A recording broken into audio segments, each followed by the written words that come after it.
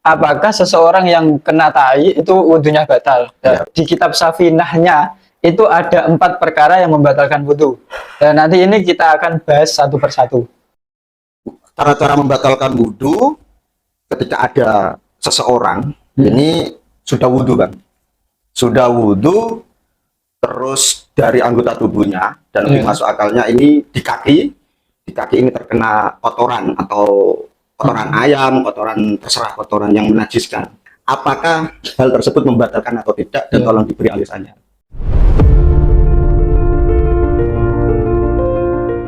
Assalamualaikum warahmatullahi wabarakatuh. Waalaikumsalam warahmatullahi wabarakatuh. Apa kabar para sahabat? Semoga kalian di sana baik-baik saja.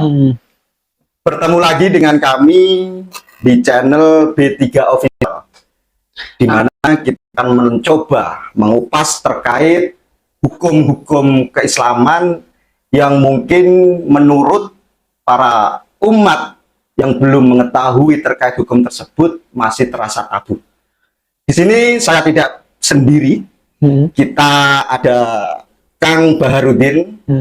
Gimana, Kang? Mantap jiwa bangsa. Istimewa, mantap jiwa. Selalu ceria dengan keadaan yang sederhananya beliau.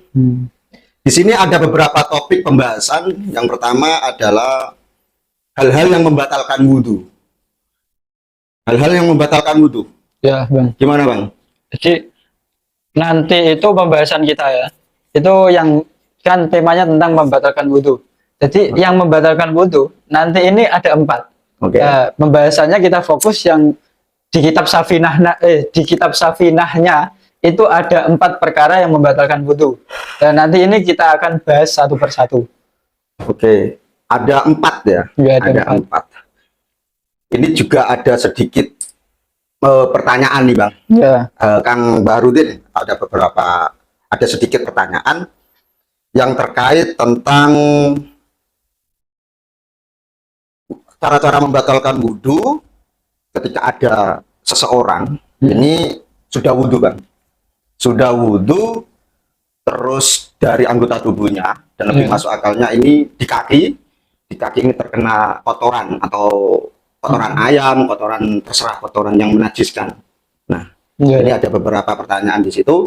Tolong coba menurut Kang Baharudin nih terkait hal tersebut, pertanyaan tersebut, berdasarkan kitab Safinatun Najah atau mungkin dari referensi lain sesuai dengan bacaan-bacaan panjenengan. Nah, apakah hal tersebut membatalkan atau tidak, dan tolong diberi alasannya. Berarti mantap jiwa, Bang, pertanyaannya. Asik. Berarti nanti pertanyaan gini kan, apakah seseorang yang kena tai itu wudunya batal? Ya, betul. Nah, itu nanti yang di 4 ini, yang di 4 yang membatalkan wudhu itu ternyata terkena najis, baik najisnya itu tai atau najis tai ikan atau tai manusia, ini tidak ada di 4 perkara yang membatalkan wudhu. Oke, saya potong dulu sebentar. Oh ya, jadi 4 tadi itu perlu sekali, Bang, untuk terkait ada pertanyaan yang tidak melingkupi 4 tadi, berarti tidak membatalkan wudhu. Iya. Nah, sekarang 4 itu apa saja, Pak? Jadi yang pertama ya, kita bahas satu-satu ya. Yaitu perkara yang membatalkan wudhu yang pertama adalah keluarnya sesuatu dari 2 jalan. Baik jalan depan ataupun jalan belakang. Nah, nanti ini itu kan berarti kan contoh yang jalan depan itu penis, yang jalan belakang dubur. Nah, contohnya yang dari penis yang membatalkan wudhu adalah kencing. Kalau yang dari dubur bisa tai, bisa rih atau kentut. Nah, ini juga termasuk sesuatu yang nadir, sesuatu yang langkah lah. Jadi nanti kok ada orang itu tainya keluar nakeran, nah ini tetap dihukumi membatalkan wudhu. Walaupun itu berbentuk nakeran. Iya, walaupun berbentuk nakeran, kelereng lah. Ya, kelereng. Oke, biar paham teman-teman. Itu yang pertama ya. Terus yang kedua itu zawalul akli, yaitu hilangnya akal yang binaumen au ghairihi, sebab tidur ataupun lainnya. Jadi nanti kalau ada orang yang tertidur itu batal wudhunya. Terus yang ketiga adalah bertemunya kulit laki-laki. dan perempuan yang sama-sama besarnya yang tidak ada penghalangnya. Jadi ketika kok seseorang yang dalam keadaan berwudu lagi kemudian menyentuh perempuan yang tanpa hail, tanpa penghalang, walaupun penghalang tipis, ini ketika kok ada penghalang yang tipis ini tidak membatalkan. Setipis apapun itu. Ya, setipis apapun. Tapi ketika kok langsung bersentuh kulit langsung batal. Terus yang dikecualikan dari poin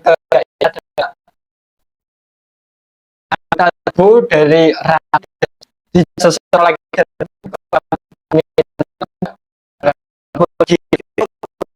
lagi sama Ragi sama kuku. Oke. Dibatalkan.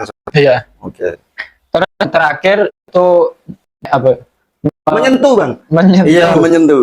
Menyentuh. Oke. Apa ini? Kulfahnya anak Adam. Walaupun tidak kulfanya sendiri itu ya. Iya, walaupun kulfanya sendiri, bukan. Oh, berarti kulfa siapapun, ya, diri kita maupun orang lain. Maupun orang lain. Jadi itu membatalkan. Ataupun ini loh, bunderan duburnya anak Adam itu juga kalau disentuh lingkaran dubur ya. Ya itu berarti yang warna coklat itu ya bulat-bulat. Gak tahu ya. Oke. Dubur di lingkaran dubur itu apabila disentuh, disengaja maupun tidak disengaja berarti. Iya. Oke, ini membatalkan. Terus siapa saja ya, penyanyi siapa saja.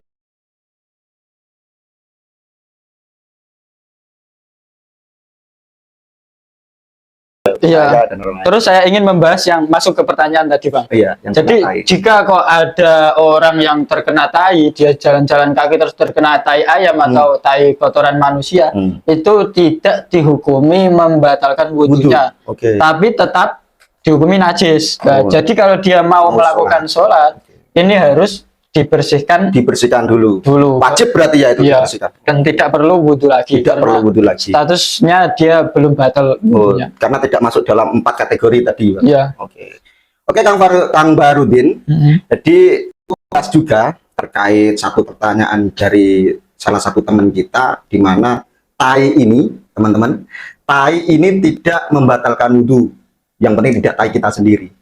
Ya, tai kita sendiri, walaupun tai kita sendiri, tapi setelah kita mengeluarkan tai tadi kita wudhu dulu, baru terkena, ini berarti tidak ya? Tidak membatalkan wudhu. Oke, sudah terjawab secara jelas dan akurat terkait referensinya tadi juga jelas dari kitab Safinatun Najah. Safinatun Najah, yaitu karyanya Imam Salim bin Sumail. Kalau mau dapatkan kitab itu dari mana ini? Banyak sih kalau mau dapatkan kitab Safinatun Najah ini. Sekarang di online banyak ya? Hampir semua pondok itu pasti ada kitab. Karena ini kitab termasuk kitab yang dasar-dasar dibahas di pesantren juga. Oke teman-teman semua, cukup sekian dulu dari kami terkait nantinya. Jika teman-teman semua ingin ada pertanyaan mengenai terkait hukum-hukum fikih maupun terkait tentang dunia pesantren, ya kita fokuskan dulu ya di fikih dulu ya. Sementara kita fokuskan di fikih, tolong nanti teman-teman untuk aja tulis di kolom komentar, nanti setelah ini kita akan bahas pertanyaan dari teman-teman. Saya Rudin, selaku moderator, dan ini Kang Bahar. Oke, Kang Bahar. Kita salam jumpa lagi di lain waktu. Sekian dari kami. Terpaksa pintar lebih baik daripada ikhlas dalam keadaan kebodohan. Yang dari saya, wallahul muwaffiq.